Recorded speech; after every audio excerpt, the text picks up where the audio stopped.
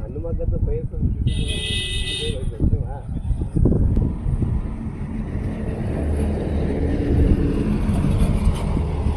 ఇప్పుడు ఇది వాటర్ కొన్ని విలేజ్ తాగే విలేజ్ అన్న నమస్తే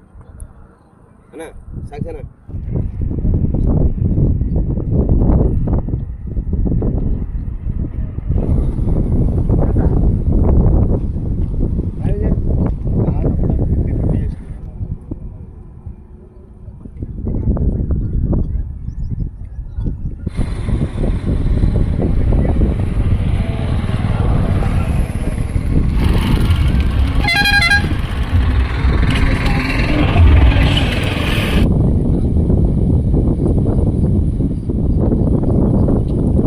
ఈరోజు మనము వర్షాలు ఎక్కువే కానీ మంచి చెడు కానీ రైతులు ఎంత నష్టపోతున్నామో ఆంధ్రప్రదేశ్ పరిస్థితి ఎలా ఉందో అందరికి తెలిసిన విషయమే.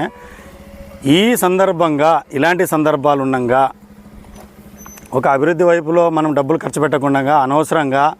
భారీ వినాయకుల్ని తయారు చేసి ఈ విధంగా కెమికల్స్ తయారు చేసి కట్టెలు రాడ్లు అనవసరంగా వేసి పర్యావరణము ముప్పు చెంది అందులో జీవరాశులు నష్టం కలిగేలా ఈ విధంగా వినాయక పండగ జరుపుకోవడం అవసరమా అని నేనైతే క్వశ్చన్ చేస్తున్నాను. దయచేసి దీన్ని అందరూ ఆలోచించి సరైన రీతిలో గాడిలో పెట్టి మన భక్తిని ఈ సమాజంలో ఒక మెరుగైన విషయంగా అందరికీ తెలియాలనే ఉద్దేశంతో నేను చెప్పదలుచుకున్నా. వినాయకుడిని విగ్రహాలు 1 అడుగు 3 అడుగు లోపల కుదించి తక్కువ ఖర్చుతో బాగా భక్తి శ్రద్ధలతో పూజించుకొని నిమజ్జనం చేస్తే ఇంకొకరు హాని లేకుండా ఇంకొకరు ఇబ్బంది లేకుండా ఇలాగా దారిలో పోయే వాళ్ళు తిట్టుకొని పోయే విధంగా చేసుకోకుండా చాలా గౌరవప్రదంగా జరుపుకోవాలని, చందాలు ఎత్తే కాడ డీజేలు పెట్టుకొని చాలా భయంకరమైన పద్ధతుల్లో చేసుకుంటూ అనవసరంగా చందాలు ఎత్తి చాలా కొన్ని తప్పులు చేస్తున్నామా, తప్పులు విరమింపజేయాలా. ఒకటి చట్టము ప్రభుత్వాలు కూడా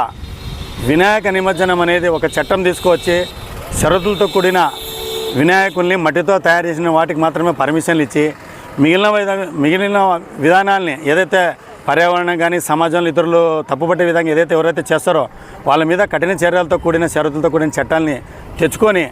ముందు 2025 సంవత్సరంలో జరగబోయే వినాయక చవితి చాలా సాంప్రదాయబద్ధంగా జరిగేలా కమిటీలో మేధావుల్ని తర్వాత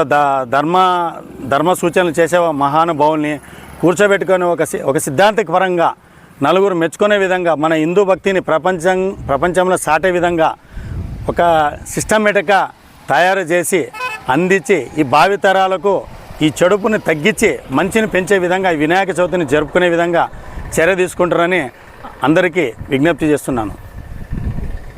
గోవర్ధన్ రెడ్డి, పెద్దారివాణం, ఆదోని మండలం, కర్నూలు జిల్లా.